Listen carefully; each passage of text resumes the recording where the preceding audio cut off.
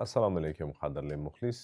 Bugungi mavzuyimiz balki ko'p chaynalgan mavzu ham bo'lishi mumkin.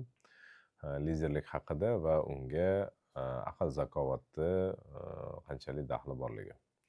Endi albatta tabiiy yondashuv chiqadi. Lider bo'lgan odam aqlli bo'lishi kerak va hokazo degan gaplar. Lekin va ayrim holatlarda kichkina bolalarning ichida ham lider bo'ladi. Qaysidir bittasi o'zini kuchi bilan yoki boshqasi bilan shu jamoani boshqarish boshlaydi. Aslida aql o'zi nima va liderlik nima? Uni o'zaro bog'liqligini gaplashib olsak bo'ldi. Uni yaxshi yomonligini o'zinglar muhokama qilaverasizlar. Birinchi holati lider kim? Menejer deganda biza ishchi yoki ish yurituvchi deganda biza shu natijaga erishmoqchi bo'lgan odamni tushunamiz. U qo'l ostidagi bor mahsulotdan ovqat tayyorlab beradigan odam. Lider qo'l ostidagi narsada nimani yaxshiroq qilishni o'ylab topadigan odam. Masalan, sizni qo'lingizda guruch bor, siz undan mastava pishirishingiz mumkin yoki boshqa narsa pishirishingiz mumkin. Lider undan nimadan yaxshi, balki u sushi qilib berar. Yanayam foydaliroq joyini topar. Hech kimga kerak emas bo'lgan odamni kerakli joyini ko'rsatib bera olish bu liderlik xususiyati. Endi nima bizada odamni yorqin liderga aylantiradi, nima bizani foydali liderga aylantiradi? Chunki zararli liderlar ham bor, mafiyalarda yoki yomon odamlarning ham liderlari bo'ladi. Yomonlikka boshlaydigan yo'lboshchilar ham bo'ladi desak to'g'ri bo'ladi. To'g'ri liderlik sizga ham, orqangizdan ergashganlarga ham foyda keltiradi. Buni juda ko'p boshqa yutuqlarga erishgan odamlar misolida ko'rsak ham bo'ladi. Shuning uchun men o'ylayman, liderga kerak bo'lgan sifatlarni sanab o'tsak to'g'ri bo'ladi. Uchta ketma-ketlikda ko'ramiz. Birinchi aql, keyin zakovat, keyin donolik. Bularni har bittasini yuzakiroq muhokama qilamiz, lekin o'ylayman, muhokama ichida ta'rifini aytganligimiz uchun bu ta'rif bir vaqt o'zida ham yechimi beradi, ham uni oldini o'shansiz qolishi oldini olish yo'llarini o'rgatadi. Aql nima bizada? Aql bu bir nechta jamlanmalarni birga ko'rganimizda aql deymiz. Men deyarli o'zimni arsenalimda bor hamma narsani yozib chiqdim. Zehnni yozdim, farosatni yozdim, tafakkurni yozdim, mulohazani, tavakkalni ham yozdim. Hikmat bor, idrok bor va tajriba bor. Mana shu 8 ta narsani yig'indisi birga aql deyiladi. Shu aql o'z yo'nalishidagi katta bilimlarni chuqurroq egallasa, ya'ni bu yerda bilim yo'q, e'tibor bersangiz yuqori 8 tada bu zakovatga aylanadi, zakiy bo'ladi. Zakovatli odam yashashni boshlasa, o'z hayotida shu bilimlardan foydalanib, unqir-chunqirlarga tushib kerak emas joylarda qayerda qo'yish, qayerda to'g'riroq, qayerda yaxshiroq ekanligini ajratib bera oladigan darajaga yetsa, donolik bo'ladi. Shundan kelib chiqib, o'sha Jaloliddin Rumiyning gapini eslab o'tish to'g'ri menimcha. Men yosh edim, aqlli edim, dunyoni o'zgartirmoqchi edim. Hozir qariman, donoman, o'zimni o'zgartirmoqchiman. Ya'ni kim qarilik donolikka olib bordi, yashashim, hayotni ko'rishim donolikka olib bordi demoqchilar bu yerda. Yoshlikda aql bo'ladi. Uni o'rtasidagi bilim uni zakovatga aylantiradi. Shuning uchun zakovat o'yini ham bor, u yerda bilimlarni bellashuviga o'xshagan narsa bo'ladi. Endi aqlni o'zini tarkibini tushunmasdan turib, zakovatga yoki donolikka yetolmas ekanmiz va qaysidir ma'noda aqlsizlik yoki aqlni zaifligi, endi men buni nevrologik zaiflik to'g'risida gapirmayapman, intellektual, ya'ni kim yetarlicha rivojlantirilmagan bor tabiiy aqlni to'g'risida gapiryapmiz. Bu o'sha zakovatni yetishmasligiga va vaqti kelib donolikni yetishmasligiga sabab bo'lishi mumkin. Endi har bittasi to'g'risida alohida gaplashib chiqsak, zehn bilan farosatni men bir-biriga yaqin sinonimiya deb qaradim. Zehn nima desak, bu zehnning o'tkirligi to'g'risida ko'p gapiriladi. Bu ilg'ash xususiyati, ya'ni tushuntirilayotgan narsani ketma-ketligida ilg'ash. Masalan, men boshini tushuntirdim, kimdir keyingi davomini o'zi ilg'ab ketdi. Bir nechta misollardan keyin yoki uchini chiqarganda tortib ketdi deydi. Shu narsani otini zehn deymiz. Endi fahm yoki farosat yoki birga fahm farosat ham deyishadi.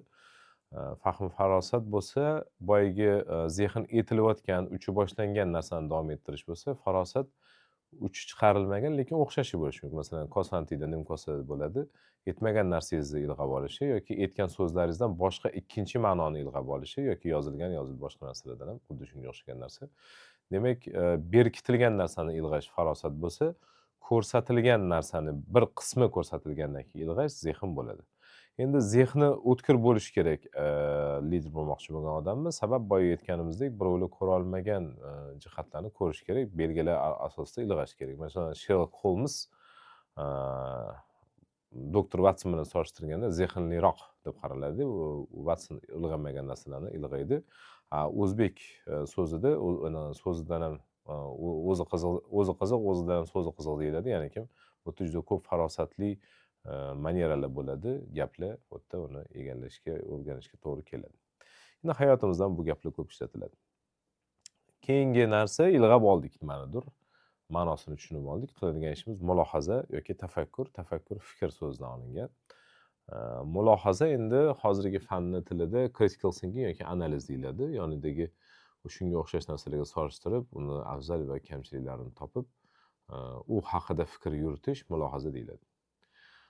Tafakkur ham albatta fikr, tugal fikr desak to'g'ri bo'ladi, mulohazadan ustunroq.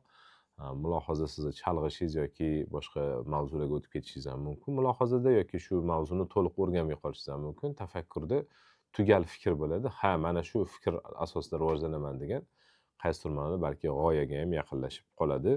Uni natijagacha olib borish, ayrim holatda xulosagacha olib borish ham bo'ladi. Demak, boyagi ilg'agan narsamizni endi qaysidir ma'noda hazm qilishimiz tafakkur va mulohaza deb ataladi. Endi keyingisi tajriba va idrok. Tajriba endi mulohaza qilganimizdan keyin qo'limizda qilib ko'rishimiz, o'rganishimiz, tushunishimiz. Bu aqlga nima beradi? Aql qanaqa tajribadan iborat bo'ladi desa, tajriba o'zi aslida siz qilmoqchi bo'lgan narsani ketma-ketligini ko'z oldingizga keltirgan holatda qo'l yoki oyog'ingiz bilan bajarish. Demak, siz aqlli ekanligingizni shu ichkaridagi mulohazangizni qo'lingizga, oyog'ingizga yoki hayot tarzingizga chiqarishingiz bilan ifodalaysiz va shuni bajara olishingiz o'zi aql. Sababki, buni o'zi layoqat deydi fanda yoki kompetensiya deydi. Bola shuni o'zi qo'li bilan qila olishi. Qila olmasligi aqlda nuqson borligini ko'rsatadi yoki bittada qila olmasligi, bir nechta urinishda ham xatoliklar bilan qilishi. Demak, shu ong qaysidir mushaklarni, qaysidir kerakli bo'lgan reflekslarni rivojlantirishga qiynalyapti degani. Ko'p holatlarda bu bir nechta mashqlardan keyin o'rniga kelib ketadi. Idrok nima desa, idrok mana hozirgi kundagi intellekt degan so'zni o'zbekcha ma'nosi darak degan so'zni bir bo'lagi yoki bo'lmasam olaylik o'zagidan kelib chiqsak bo'ladi. Darak bu endi xulosa, natija. Tajriba ham bir aqlli xulosasi o'roq orttirilsa, darak ham aqlli mahsuloti o'laroq chiqadi. Shuning uchun ko'pincha sun'iy intellektga yozsanglar, oxirida xulosa beradi. Idrokni mahsuli o'laroq yuqoridagi mulohaza, tafakkur, zehn va hammasi shunga kelib chiqadi. Endi siz biron bir xulosaga kelganingizdan keyin ikkita ishga o'tiladi. Birinchisi tavakkal, ikkinchisi hikmat. Ikkalasi ham juda yuksak darajalari aqlli. Tavakkal bu aqlni jasoratli ko'rinishi.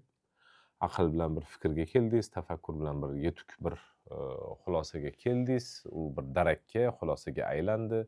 O'rtada mulohaza qildingiz, kerakli jihatlarni ilg'adingiz, kerakli narsalarni o'qidingiz, o'rgandingiz, tajriba orttirdingiz, bilimingizni orttirdingiz.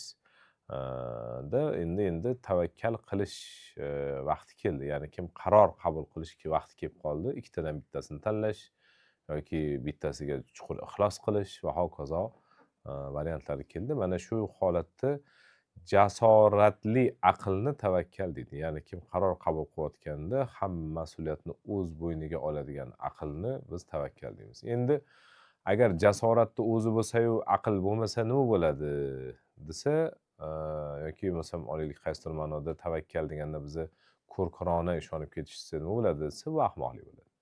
Ya'ni kim aqlga suyanmagan jasorat tavakkal deyilmaydi yoki jasoratga suyanmagan aql ham tavakkal deyilmaydi. Endi nimani qatta qilishni bilsa nima bo'ladi? Masalan, olaylik o'sha tavakkalni ham to'g'ri qiladiganlari bor va juda yuksak darajaga olib chiqadiganlari bor. Mana shunaqa odamlarni hikmatli odamlar deyiladi. eng hikmatli odam sifatida payg'ambar sollallohu alayhi vasallam aytiladi. Ularni har bir so'zlari hikmat.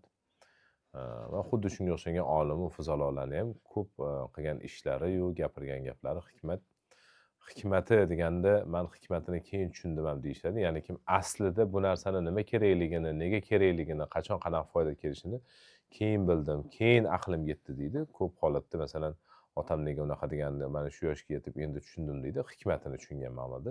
Demak, tavakkalni to'g'ri qilish, qaysi bilimni qayerda ishlatish, uni o'z o'rnida ishlatish, joyida ishlatish bu hikmat ekan. Demak, yuqoridagi bilimlarni hammasi, bilimlar dedim, kechirasizlar, aqlli bo'laklarni hammasi birgalikda aql deyiladi.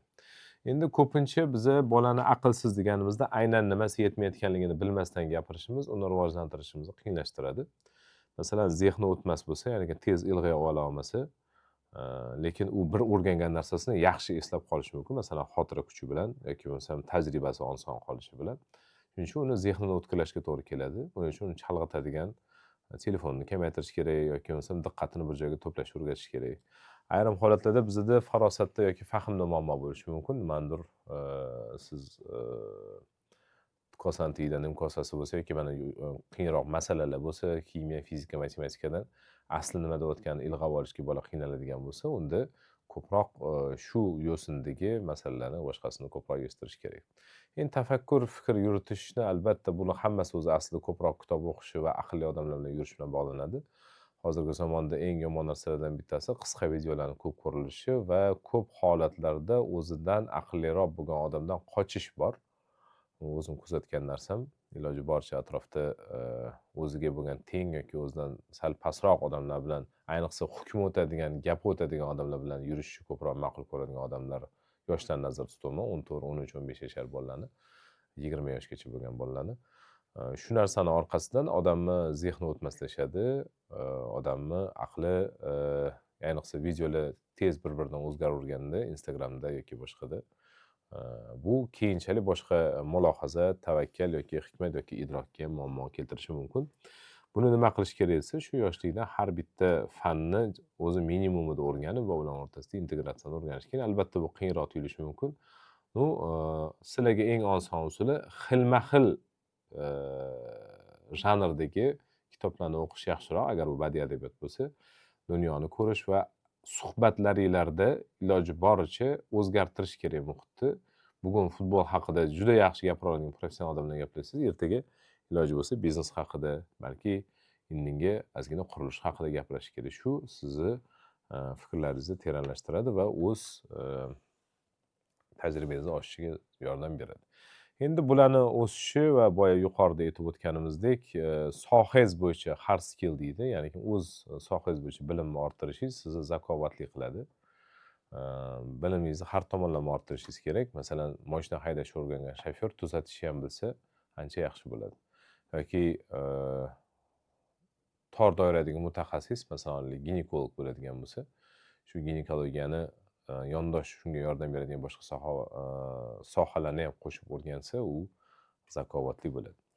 Yashab, ayrim holatlarda xatoliklar qilib, o'z xatolarini tuzatib, donolikka kelinadi. Mana shu hammasini ichida to'siq bo'lib turadigan eng katta narsa bu takabburlik yoki kibr yoki manmanlik deymiz. Men bilaman, men o'zim bilaman, menga hech narsa yordamchi kerak emas degan ma'nodagi gaplar aqlni zaiflashtiradi, o'rganadigan narsani yo'qotadi.